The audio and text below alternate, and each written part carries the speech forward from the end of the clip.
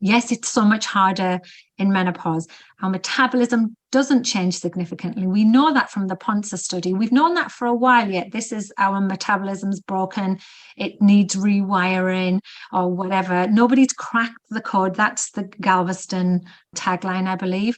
Anti-inflammatory diets. What does that even mean? It's so vague. And like, if you're telling people to eat more fiber, that's what we're telling people from a nutritional standpoint. That's not new news. The latest thing is eat a whole avocado every day. What the fuck? Who wants to do that? Like, come on. And my biggest issue is the way it's talked about. We're going to balance your hormones. We're going to fix your metabolism. And I'm like, how? How? What hormones? Right. Stop it now. Shut up. Welcome to Cut the Crap with Beth and Matt, the world's #1 no bullshit health and fitness podcast. Are you ready to cut the crap with your diet and exercise, get strong as fuck, and build a healthy relationship with food? Then you've come to the right place. Let's go. If you'd like to support us in the podcast, join our Patreon where you get exclusive content, which consists of monthly workouts you can do at home or at the gym, monthly challenges that are either strength, habit, or mindset based, and access to over 100 plus low-calorie, high-protein, family-friendly meals. These are all designed by a professional chef who is certified in nutrition. These recipes are already in MyFitnessPal for easy fucking tracking. New recipes are also added each week. We believe that fitness is for everyone, so this is our way of getting you started on your health and fitness journey at a price most everyone can afford. So what the fuck are you waiting for? We'll see you in the Patreon. Hey, Amanda. Hi, Amanda. Hello. What's up? Hello. Hello. Hi. Thank you for being here. I'm excited. So excited. So excited to have you. How are you doing today? Are we thumbs up or what? Grand. Everything's good. Awesome. Go fuck yourself. Go fuck yourself with the thumbs up. Yeah. I got it. It didn't go over my head. Don't worry. Yeah, we're already off to a great start. So we have Amanda Thebe on the podcast, you guys. Super excited about this. I love her just because I love how she talks about menopause all the time and tells everyone to fuck themselves. A woman after my own heart. Kindred spirits. Do you get a lot of shit for swearing too? Yeah, of my mom. My mom comes on and she doesn't have the same last name as me. And she'll come on and she'll go, oh, why do you always have to do that? So the person who hates me swearing more than anything is my own mother. I'm 52 years old and I get in trouble all the time. Sometimes my kids get annoyed with me swearing, but you know what? I don't think I use swearing inappropriately. I appropriately go and tell people to go and fuck themselves. Yeah. It's the context that matters, Yes. the delivery that matters. Exactly. Yeah. Don't use it in a way to harm somebody. Yeah. But you know, when I was talking about Vince from V-Shred and I called him a cockwomble, the thing is, when I did the post about that, I actually spent a lot of time digging into the background about like how V-Shred, the company started, how it's this big marketing scam.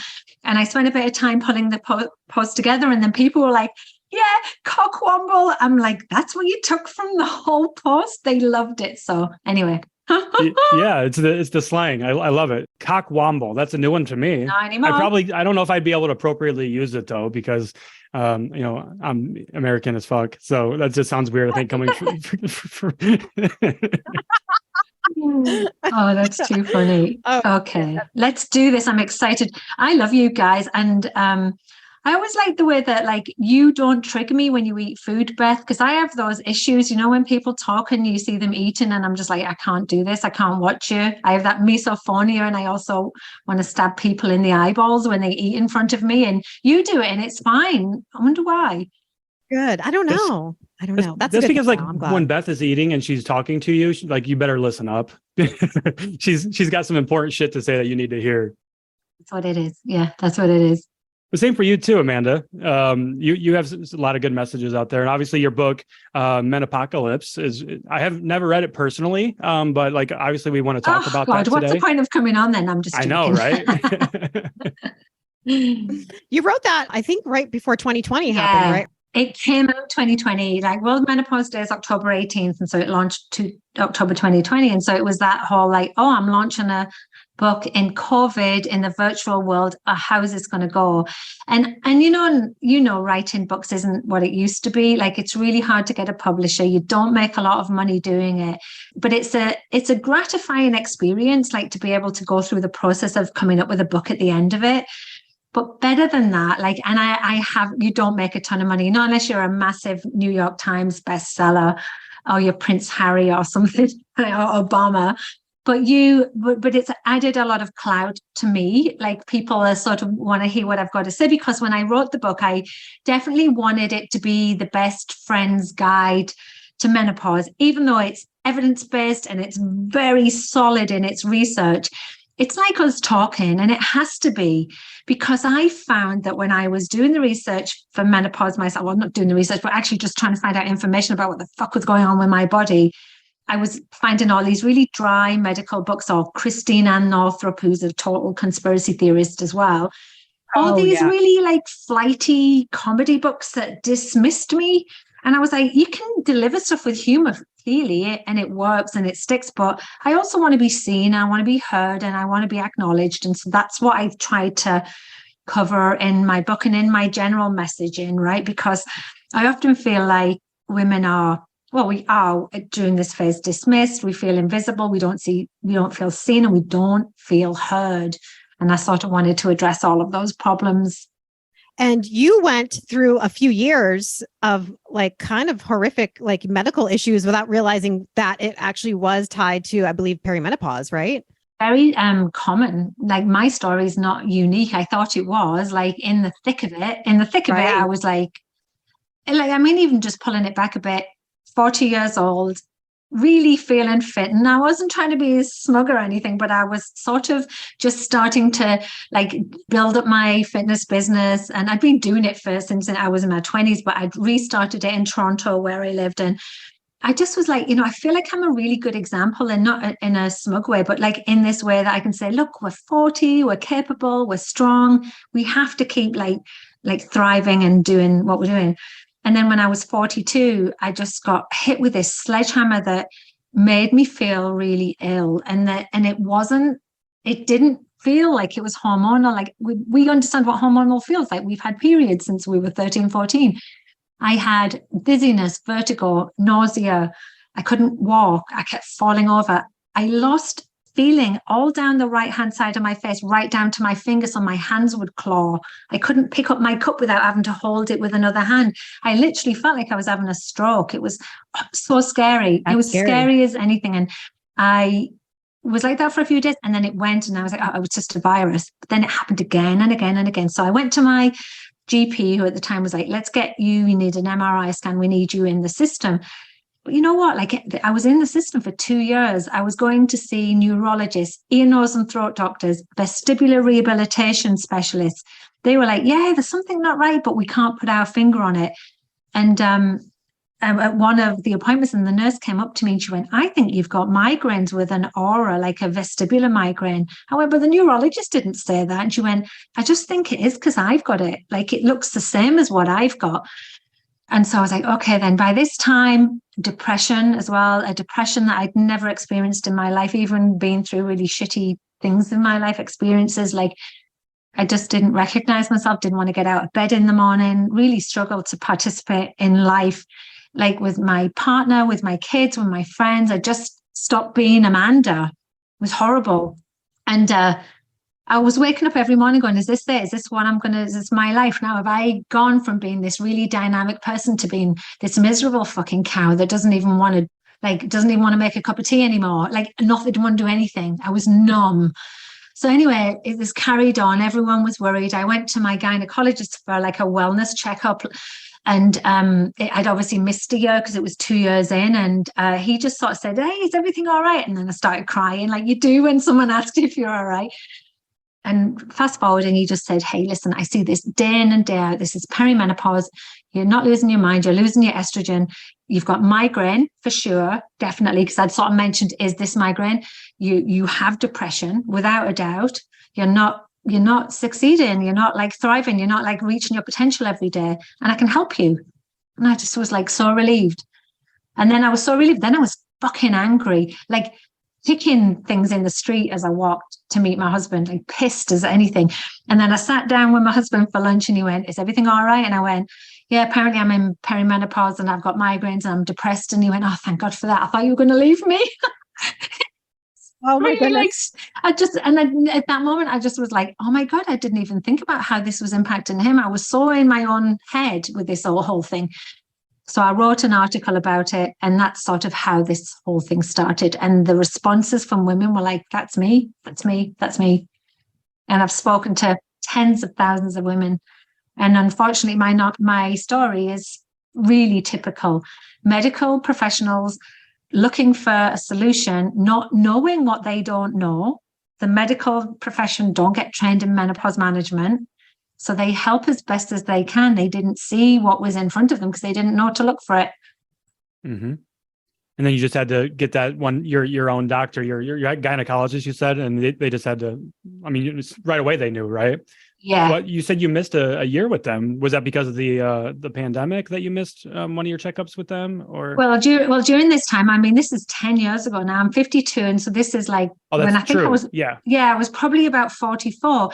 But I think I just stopped taking care of myself because I had depression and I just didn't do my regular pap smear and mammogram and all of those things. And I think the only reason I went back is because the previous year they'd found some ovarian cysts. A lot of women have ovarian cysts and dense breasts and all of those things. And so it was just, I thought, I better go and check up on it. It was literally, I figured I should go and check it out. And it wasn't for any other reason because I hadn't even heard of perimenopause 10 years ago, ever. Like, listen, we're all in the health and fitness industry. I've been a personal trainer since I was in my 20s. I've been in this industry for 3 decades. And I'd never once been taught that. And in fact, all of the crusty old men who run the fitness industry, sorry, Matt, we're all saying, yeah, you just, nothing changes. You literally remember we have postpartum fitness, we have senior fitness, we have chair aerobics or whatever it is, aquafit for elderly. But there's nothing in the middle. There's no nuanced conversation. And so I just assumed that menopause was something you went through when you were older, and that was it. You had no periods and a few hot flashes. And when I realized that you have this 8 to 10 years of perimenopause that sees all of our sex hormones reduce significantly to a point where we can have these really crazy symptoms that don't make any sense, that don't present as being hormonal, I just was like, we have to be talking about this. And so I think I'm just one of many women in this space who have experienced stuff and are now like, enough's enough. Yeah. It's nice to see a lot of more women talking about this because, you know, as well as I do, there's so much bullshit around menopause and people that are really like selling. They're now taking advantage of us women in menopause to try to sell us something to get us through menopause when a lot of it, like the doctor, what's her name? Galveston. With intermittent fasting diet and everything with it. Yeah. There are so many things out there. And the issue I have is that if you look at the nutrition science, there isn't a lot of nuance in there. We know there are some changes that if you need to lose weight, we know how to lose weight, right? We know how to do that, right? Yes, it's so much harder in menopause. Our metabolism doesn't change significantly. We know that from the Ponce study. We've known that for a while yet. This is our metabolism's broken. It needs rewiring or whatever. Nobody's cracked the code. That's the Galveston tagline, I believe. Anti-inflammatory diets. Well, all diets that are whole foods are going to promote anti-inflammatory response. But what does that even mean? It's so vague. And like, if you're telling people to eat more fiber, that's what we're telling people from a nutritional standpoint. That's not new news. But yeah, women need probably, and men as we get older, to be looking at increased protein sources, to be eating more complex carbohydrates. Definitely. We definitely need to be sort of like, make sure we've got adequate fiber and fats. I don't even talk about because, most people it's covered, but the latest thing is eat a whole avocado every day. What the fuck? Who wants to do that? Like, come on. And my biggest issue is the way it's talked about. We're going to balance your hormones. We're going to fix your metabolism. And I'm like, how? How? What hormones? Right. Stop it now. Shut up. Everybody's balancing your hormones, but they can't tell you how. They absolutely can't. Just that their program's going to do it. It's like they have the solution. So let's make up a problem. that we can sell it. Like the other day I talked about having a dry vagina. I think my post was like, it's dry January. And I'm like, hey, all the menopausal women over here are like, it's dry every fucking month, right? Downstairs. And I sort of used it as an impetus to say, do you know that, like, I didn't know this actually, but did you know women that, you know, in menopause and really post-menopause, the estrogen receptors in our vulva and vagina impact us so significantly that we actually need to take care of that for the rest of our lives. Almost all women will struggle with dryness, pain, urinary tract infections, vaginal infections. And the solutions are really simple. Moisturize, lubricate, and localized estrogen cream, which is safe for almost all women. There's very few contraindications, even women who've had breast cancer. And it can just be a complete game changer, right? Our tissues start to recede. It's literally, someone told me, like squeezing all the jam out of a donut, right? And we have to put that jam back in. So I started talking about that, and somebody came on and said, no, you need to detox your liver. And I'm like, get off my fucking page. Oh my God. Go away. The amount of misinformation that's out there is actually I'm playing whack-a-mole every day. Bop, bop, bop, bop. Yeah, it's horrifying. It's horrifying. And, you know, I know me and Matt get questions about menopause all the time. Like what to do differently? You know, should I do this? Should I do that? Should I cut this out? And should I not do cardio? And I'm like, oh my gosh, let's just take it down to the basics. Have you heard about like the idea that we shouldn't exercise because more than 30 minutes because it causes an inflammatory response that we can't deal with because we have high cortisol? Like, this is people that don't understand the human physiology and how, of course, exercise promotes an inflammatory response. Most things do, but our body needs that response, and it needs to. It's a good response, yeah.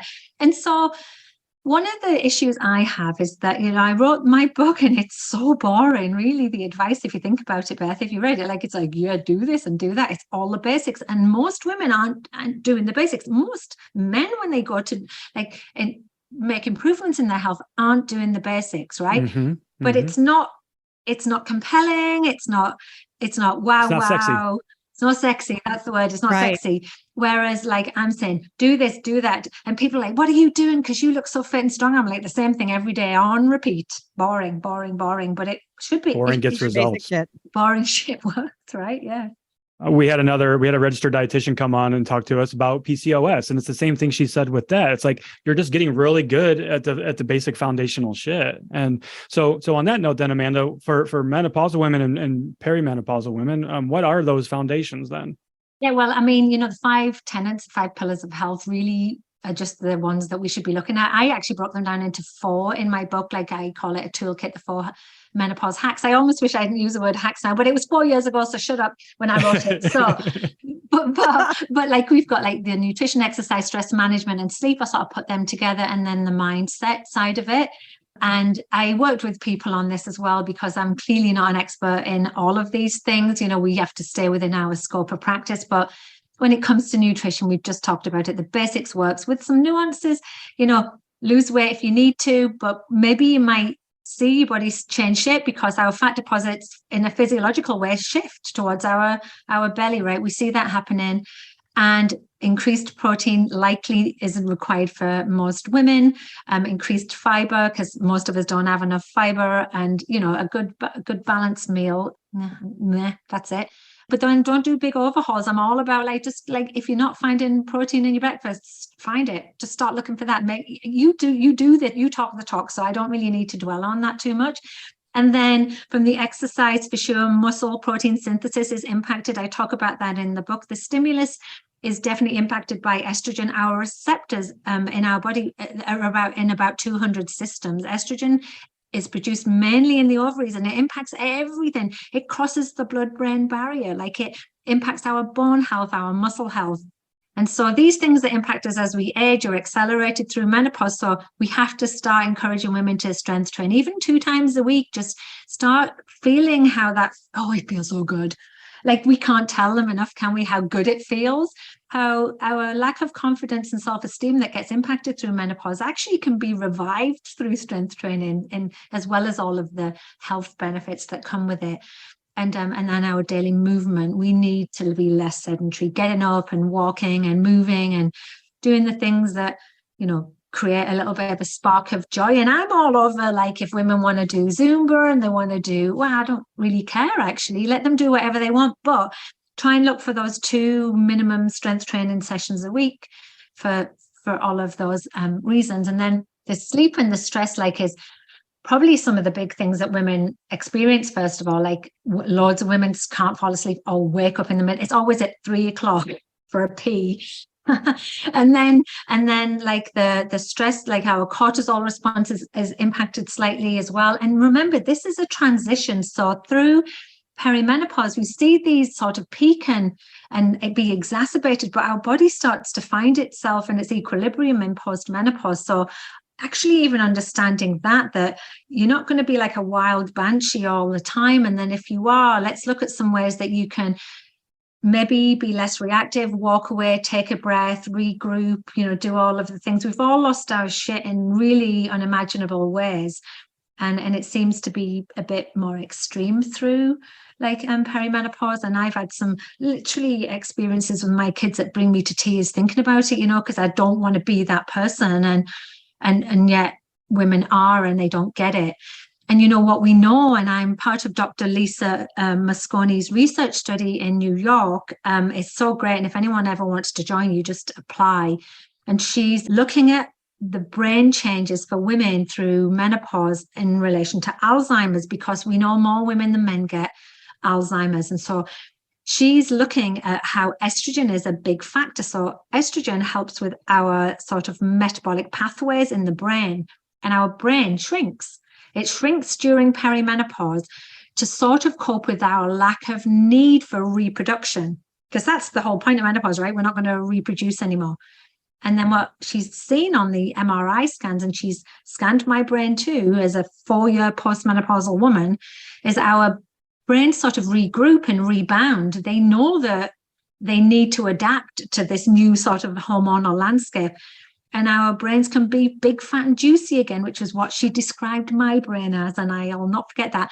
And I remember in the thick of it with perimenopause, losing words, being in the middle of a conversation and forgetting, like, your name, Beth, or like what I was going to talk about, or where I put the remote control. It's in the fridge. It's always in the fridge. But and women really feel like they're losing their mind. And I'm part of it. If we know that this is going to happen, then let's come up with some strategies to help them. Write things down, take a minute, just gather your thoughts, take on less if you can, and try and work with your body instead of always fighting against it, which is a common theme. Yeah. It's scary, I'm 50. I'm dealing with forgetting people's names. I'll go in the grocery store and I'm like, oh my God, Beth used to work with that person. Who the fuck is she? Oh my God. Do you have like dementia right now? Like you're going through like all these things. Like, can you please don't walk up to me because I can't remember your you just talk to them like you know them. You talk to them like you know them and don't say the name, and then it comes to you. And it's horrifying. It's horrifying. And then the last part of it to me is the mindset thing. And I worked with a psychologist writing that, and it was my favorite part of the book. And it was like, we've all been there, right? And I don't care what time of life you're in, where we sit and we go, well, what am I going to do with this? What am I going to do in my life? And what path am I on? And am I really invested in this? And I've sort of been there in this menopause world, because it can get a bit exhausting. It's not always uplifting.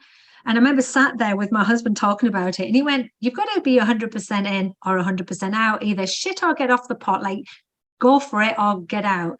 And my friend who's a psychologist said, and how you do that is you start looking at what your strengths are and working with your values. And so it's a psychological process to be able to say, well, this is where my strengths are, so I'm going to work towards that. But as long as it fits in with my value system, which for me was obviously like family and, like happiness, and like maybe career was down there, but it wasn't the highest thing for me. Allowed me to say no more. It allowed me to respect myself more. It allowed me to look in the mirror and think, see the good parts of me, because we all look in the mirror and see the bad parts. And so I think that's the hardest work, actually. Like how can we go through this in a respectful way? It's like you're working with your body, not against your body, essentially, which a lot of those things you mentioned earlier, the liver detox and everything else, that's all really just working against your body. And you're trying to put a Band-Aid, and it's not even a Band-Aid because it's not going to do anything anyway, but it's like trying to put a Band-Aid over a gunshot wound. We know that's not going to work. I like that expression. That's exactly what it feels like, right? And typically, if you follow the money, like that's what drives me nuts, because these people are so invested in this message, and you just don't need to dig very hard to see that there's always a product that's at the end of it, right? And I find it so disingenuous. And I was actually speaking to Celine Yeager, who is a friend of mine who does a feisty menopause, and she's sort of like me, only she does more for the athletic endurance pro athletes. And I was like saying, integrity doesn't come with profit. Not usually, right? Like it's harder to put your stake in the ground, but I don't care. I just would rather be the person that, stays the course and is in the middle ground as well. And I'm always open for the nuance and for the learning part of it. There's so much I don't know about menopause still, and I've been talking about this 5 years, right?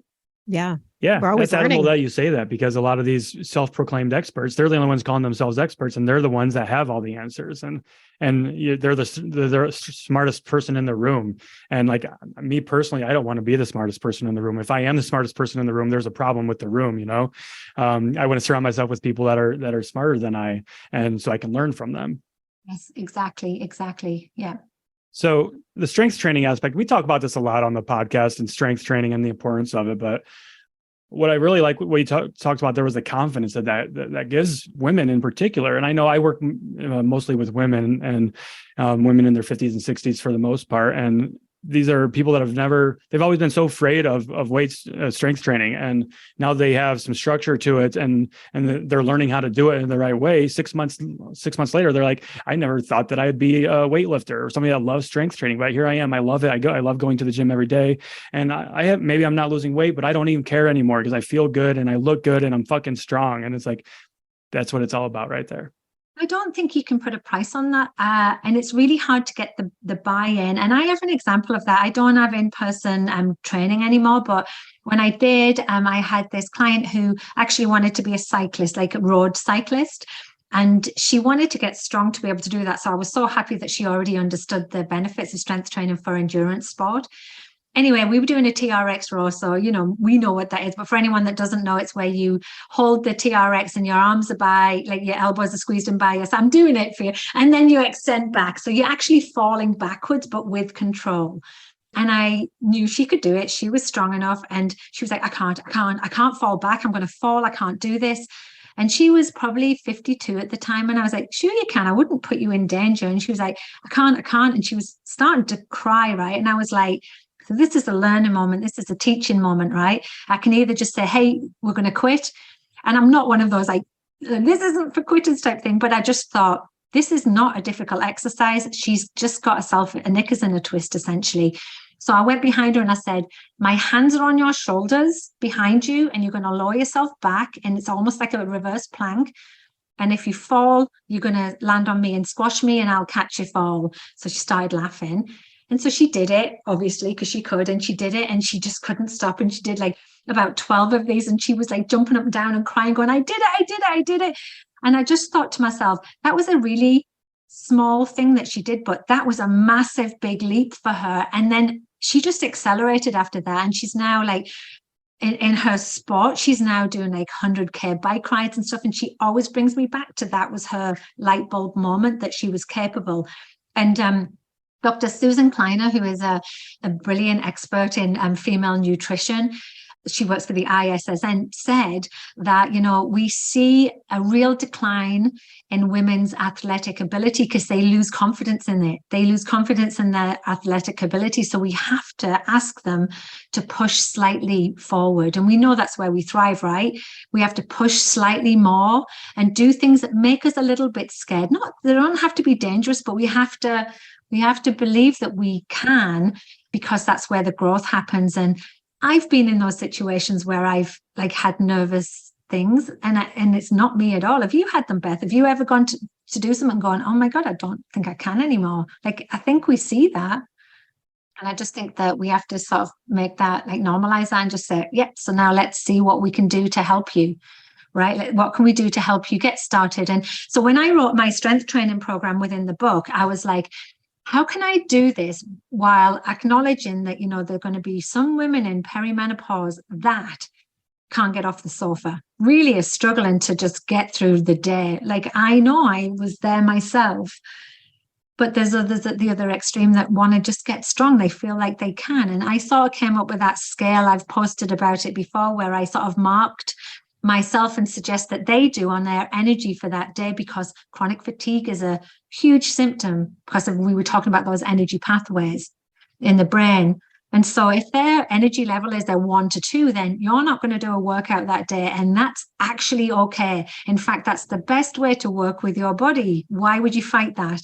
Because if you do, you're going to just feel worse the next day and probably the day after that. So I just sort of suggest some type of movement. Go out for a 10-minute walk, anything, just to make you feel a little bit better. And then moving along, I talk about fitness snacking a lot. And this isn't just for perimenopause, but there's those days where you just don't think you can do a full workout. Well, I wrote my programs in almost like a circuit fashion, but it's still structured as in a like progressive overload way. But I did them so that you're going to repeat the round 4 times, so that day, maybe just do 1 round, so that you've still got that win and you still feel like you've done something that day. And then when you're at the 9 to 10, when you've got the C's, carpe fucking diem, do it when you can. And you shouldn't need permission to do that, but we think we need it, right? We think that we have to have, and I'm saying, no, you're the boss of you. You get to decide. And even if you feel like you're not making progress, even if you feel like it's not worth it, it is. It definitely is. Mm-hmm.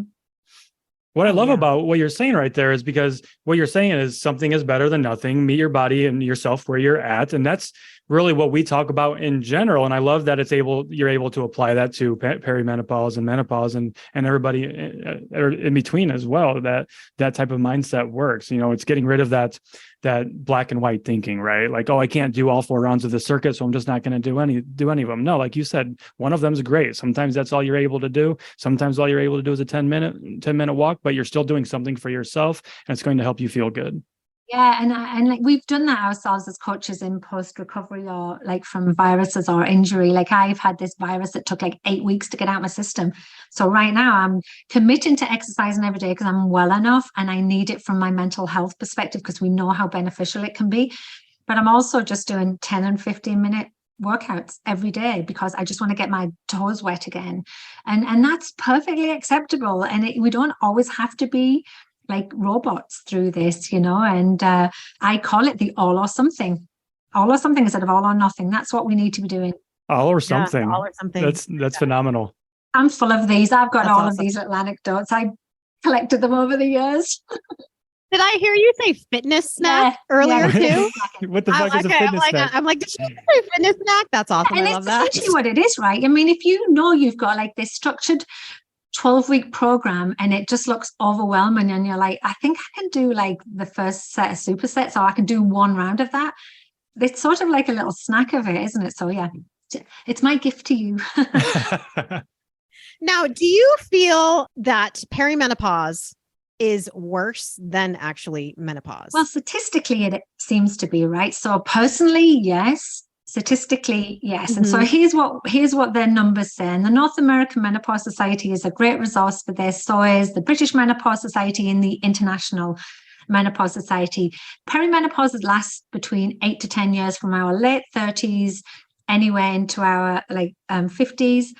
The average age of white Western women is 51. Different ethnic groups can be lower, sometimes 48. So it's in that sort of range that women reach menopause, which is the time when you haven't had a period for 12 months. But the time leading up to it is the most problematic for most women. I think there's a list of about 34 plus symptoms. Honestly, it could be 50, it could be 60, 70. It depends how you break them down. But we know that estrogen impacts our brain, our heart, our joints, our bones, our guts, everything, right? So it's no wonder that we have all of these symptoms that don't make sense to us, right? Even things like tinnitus and burning gums and like strange smell, like it's odd. There's so many odd symptoms, itchy skin, histamine reactions, everything. And so a lot of women really struggle, and the symptoms aren't obvious and they don't stay because the estrogen falls in a very fluctuating manner. Like we're doing the roller coaster. Progesterone's a slide and estrogen's a roller coaster. And so we see increased depression and anxiety as these hormones fall as well.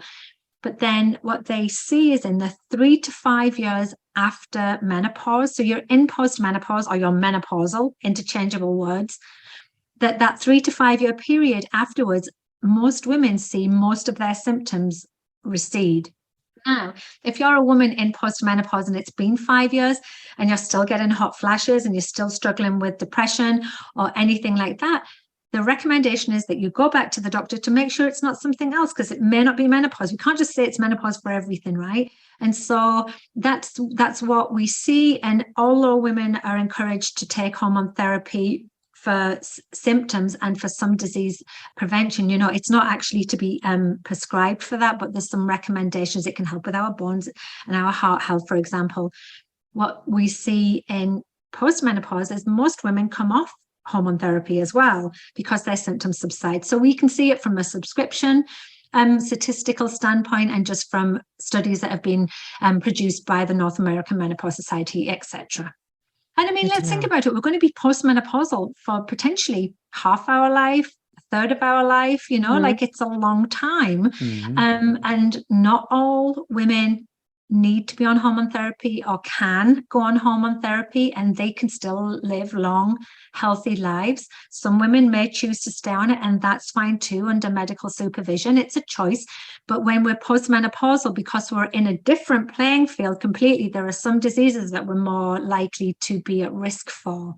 And that doesn't mean we're going to get them. It means we're at higher risk for cardiovascular disease, Alzheimer's, insulin resistant, like obesity potentially, so the list goes on. Osteoporosis is a big one too.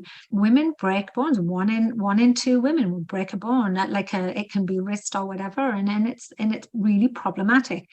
But we know the lifestyle stuff that we talk about ad nauseum is data driven, and it can help promote reduction in all-cause mortality and disease prevention, so for longevity.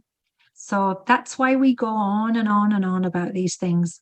And for women who are looking to get help, maybe hormone therapy, replacement therapy, who do they go to for that? Yeah, so that's a really great question. And so there's a travesty happened in the healthcare system for sure. So in 2002, there was a WHI Women's Health Initiative study that said hormone therapy caused breast cancer, and all hormone prescriptions were stopped, basically. It's since been retracted, and almost every single researcher that was part of that study has said, no, it didn't. We didn't look at the data correctly.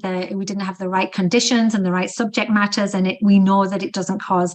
But because of that, and then also because menopause is a life transition similar to puberty, it's not studied in medicine. It's not studied by general practitioners, primary healthcare providers. And in the schools for OBGYNs, there's only about 10% of those will go for training for menopause management. They actually have to request it. It's not part of their schooling. So the number of menopause practitioners that exist is quite low.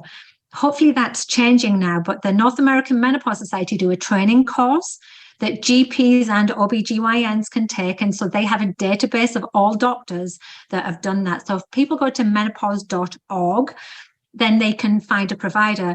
But not all providers are created equal, unfortunately. And so there's some of these people with the NAMS certification that will write unregulated hormone prescriptions, insert testosterone pellets into women. And none of these are supported treatments by any of the medical organizations, but they're huge money makers, right? And so it's so frustrating to see, there's a company in the US, a telemedicine company called Genev, and that's spelled Gennev, Genev.com, and it's telemedicine. And I think it's about $75 to see a healthcare practitioner that you might be able to deduct from your insurance, but that healthcare professional has been NAMS certified, so Menopause Organization certified and vetted by Genev, and they can do a full workup for you and write regulated hormone prescriptions for you. So that's like another backup. In Canada, where I am, we're in the process of trying to overhaul a healthcare solution as well. That's part of a company I'm working with, because at the moment, it's in Toronto, there's a 2-year waiting list to see a menopause specialist. It's just stupid. It's just stupid. And so, so for a lot of women, hormone therapy is a really great fit for them. And it can be life-changing as their symptoms can subside and they can get on living their life again, And even if you're not a candidate, there are other medications that you can take that can really help you. And so women go to their doctor and get dismissed, and it's wrong. But the doctors don't know what they don't know. And so there's this big grassroots movement of us all saying, we have to get the word out that like hormones are safe for most women. There's always going to be contraindications like there is with lots of medication. I don't take it. I can't, right? But it's good for some women, and there's other treatments for other women, right? But on my website, amandathebe.com, I have a whole list of resources. So if you're in the US, I have the prescription guidelines there. Print them off, take them to your doctor. I have them for Canada. I have them from the UK. But it doesn't matter where you are because they're all the same. They're all in agreement globally.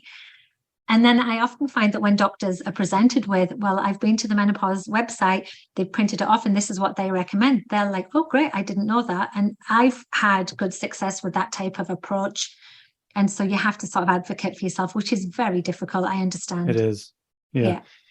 And that's really surprising too, that more doctors don't have training in this, because half of our population are women, right? And all women are going to go through menopause. That's just a normal process. So you would think that there'd be more education there. And it kind of surprised me that, did I understand you correctly when you were talking about OBGYN, they're not necessarily trained in menopause? Not trained. No, they're not. That's very surprising to me. Maybe it's just ignorance on my part, but...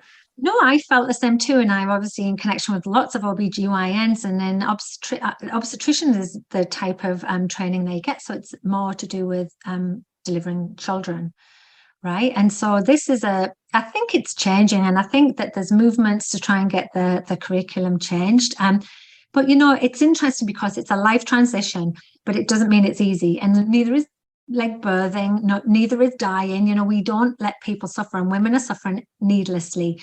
But there's also a way to go through menopause that's not like in a natural transition.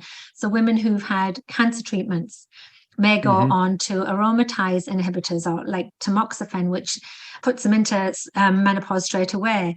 Or they may go have surgery and have their ovaries removed, or other cancer treatments, or they might have early menopause under the age of 40. I mean, some women in their 20s and 30s go through menopause purely because they don't have enough ovarian sufficiency. It's called premature ovarian insufficiency.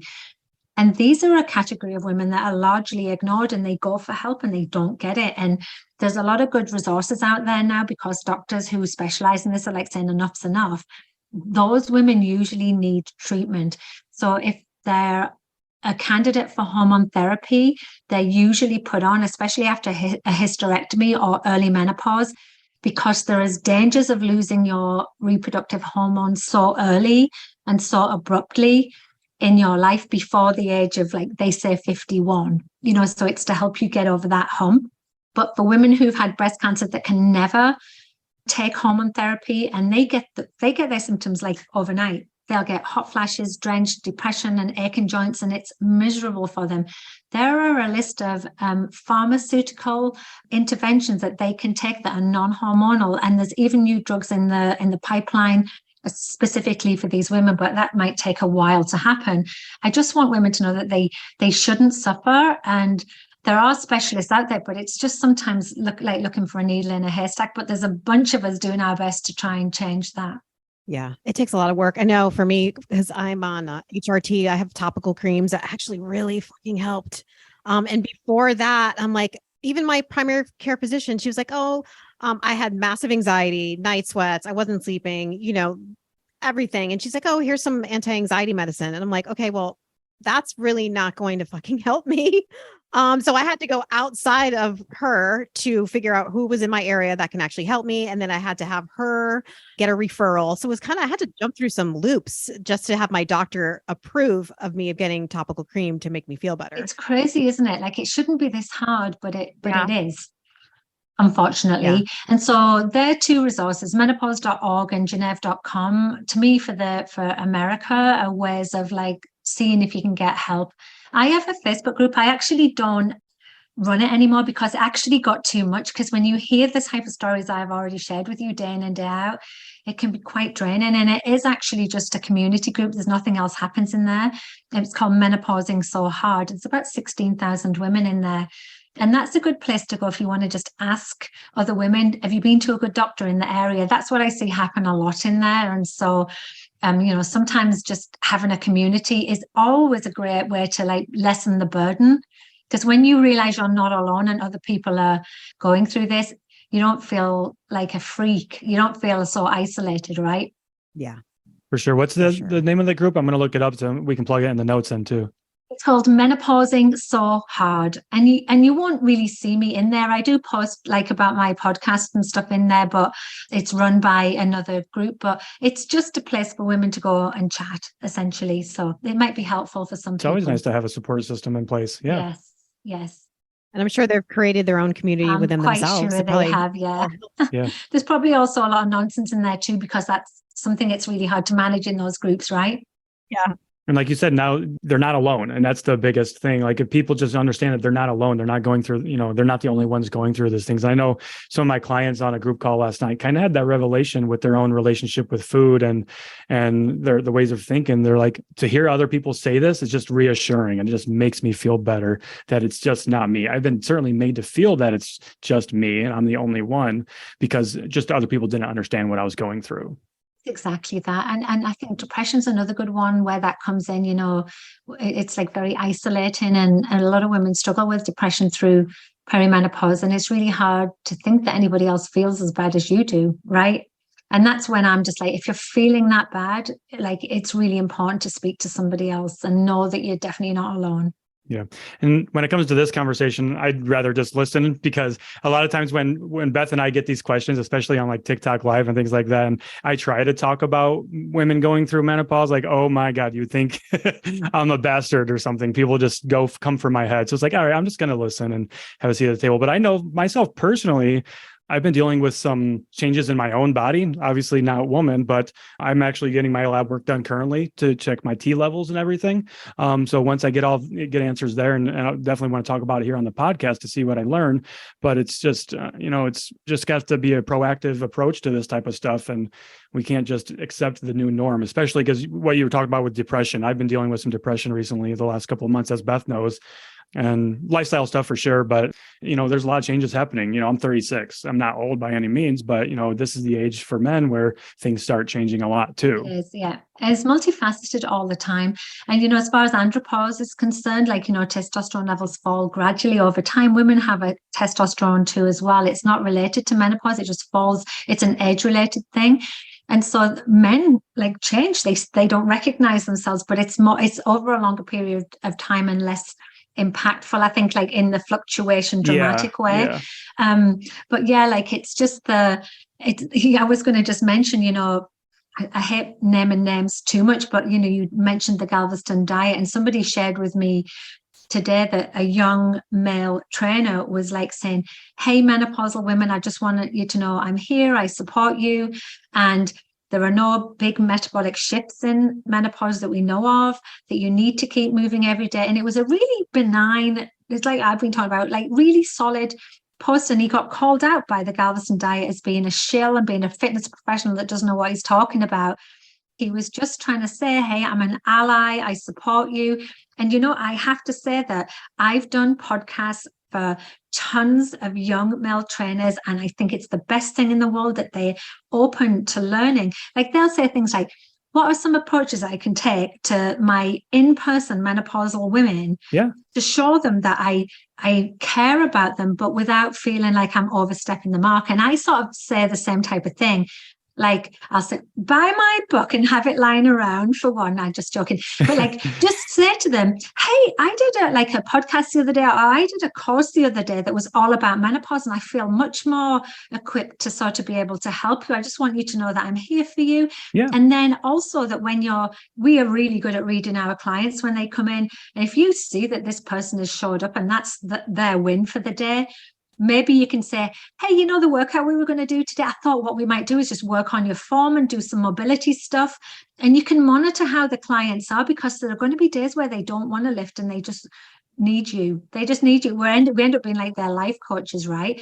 Because I don't know about you, when you're feeling sort of like that, sometimes when you start and you'll say, I'm just going to do like one round. You're like, you know what, I can do a bit more. And it's just getting started. And then the last thing I sort of advise is like, know that sometimes there's some physical limitations to some of the exercises that you're going to give.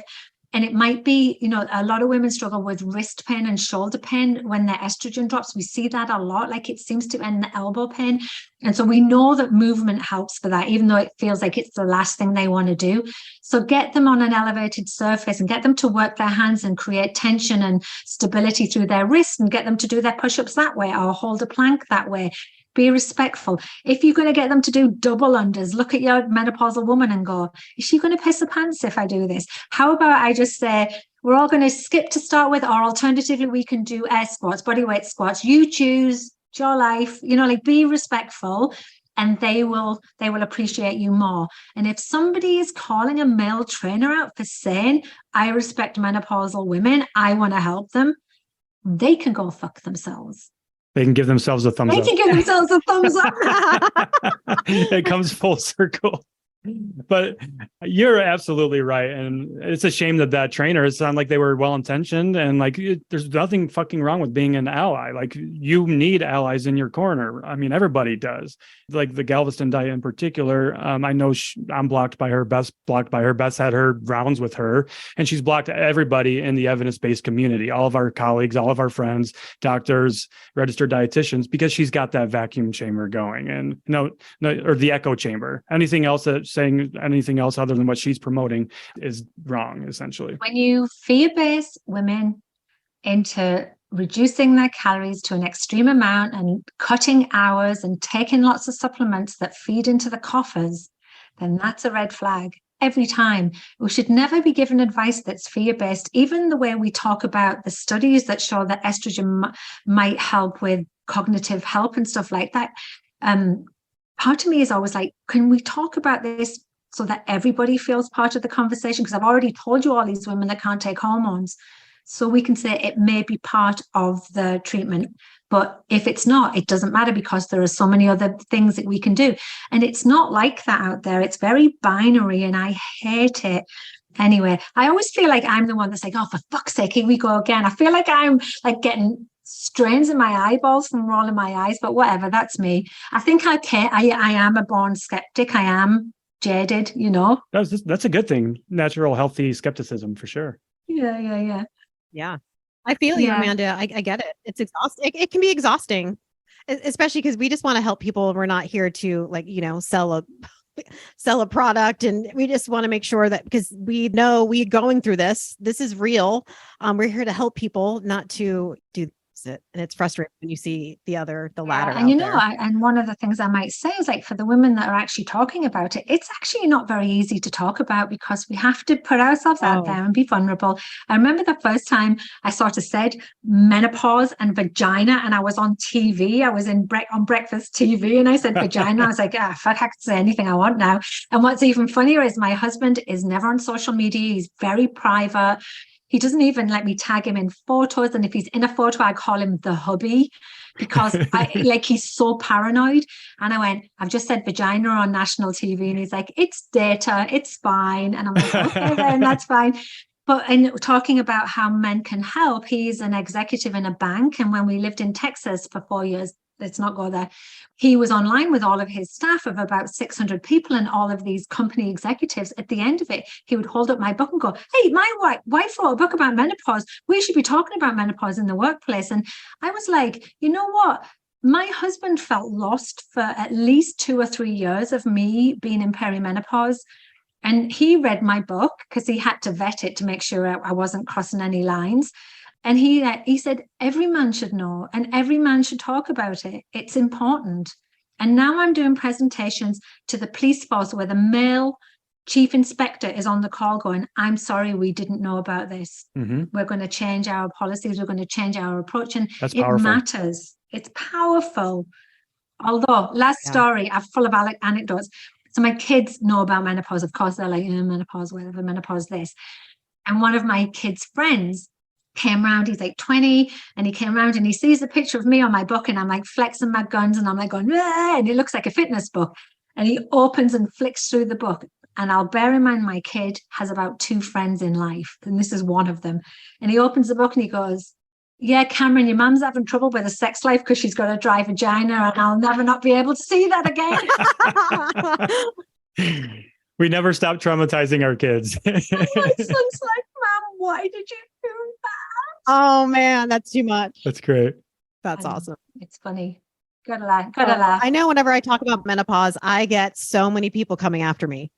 You're wrong. It's this, it's that. It's your, you have to regulate the hormones, and it's almost like I open the fucking floodgates for the fear-based people to come after me. And what's happened in the conversation is it's now being discussed as in the UK as a deficiency, a hormone deficiency, or a hormonal like disease. It's going to lead to disease.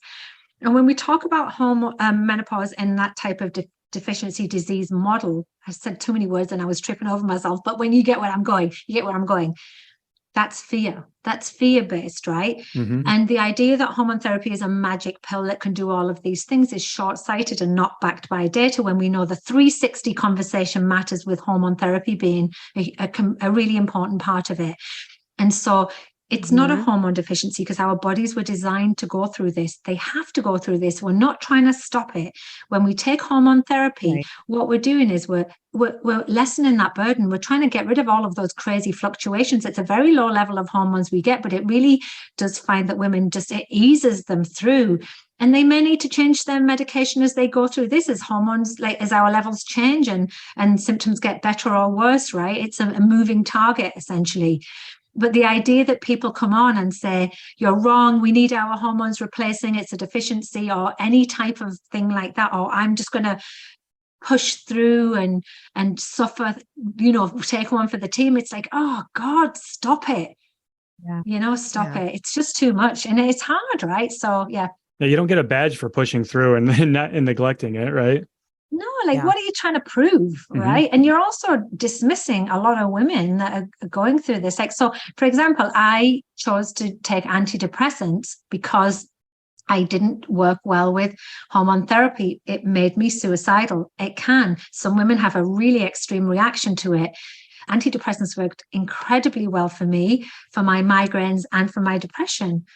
But then I stopped needing to take them as my symptoms subsided.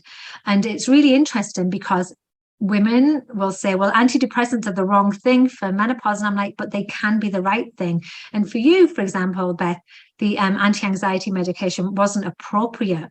But if you weren't a candidate for hormone therapy, it might have been appropriate. And so to me, I think that what's happened over the years is doctors have been really, really trained and pushed towards caring for our mental well-being, because they've seen a decline in it. And so they don't want us to suffer. So they're like, you're approaching our doctor with depression or anxiety, and they're like, well, I can help you with an anti-anxiety medication. Because again, they don't know what they don't know. That's why it's really important for us to try and get education out there. To me, it's the only answer. Education, education, education. Yeah. Yeah. Absolutely. Damn it. I know. Dang it. It's already 2:00. Yes, That's crazy. I'm a total gobshite. An hour just flew by. It's been so awesome having you on here, talk about this menopause subject. Hope you don't get crucified for it then. I don't think so. We have an amazing community. Like the people, everybody listens to our podcast is the fucking top notch. Like we love everybody. And we know this is going to be helpful, because we know so many people are struggling with this and struggling in silence with it. And they don't even realize that they're struggling with it right now either. The messages that you're telling us and the things you're saying us right now, some light bulbs are absolutely going to be going off because of that. Exactly. Yeah. And I advise people that are listening to get Menopocalypse. And I advise them to do that too. So Amanda, where can people find Menopocalypse? For self-serving reasons. Where could people find you? I just send them to my website, which is just my name, amandathebe.com. And so on there is a link to all of my social media and where to buy my book. And there is a link to, I have a podcast too, With All Due Respect, which is essentially a thumbs up or a middle finger, as you decide. And then I also have a resources section. And I think that that's probably going to be the most helpful to people, and they can find things that's appropriate for them. like menopause resources. Yep. We will absolutely put that in the notes too to make it easy for people to find. Okay. Yeah, for sure. I love you guys. Love you too. Thank you so much for coming on. We got to get that photo picture. time. I want a thumbs up. Hope you enjoyed this episode, so why not share with a friend who needs to hear it? Send us a DM on Instagram or email us at cutthecrappod@gmail.com and join our Patreon at patreon.com/cutthecrappodcast. As always, we appreciate you.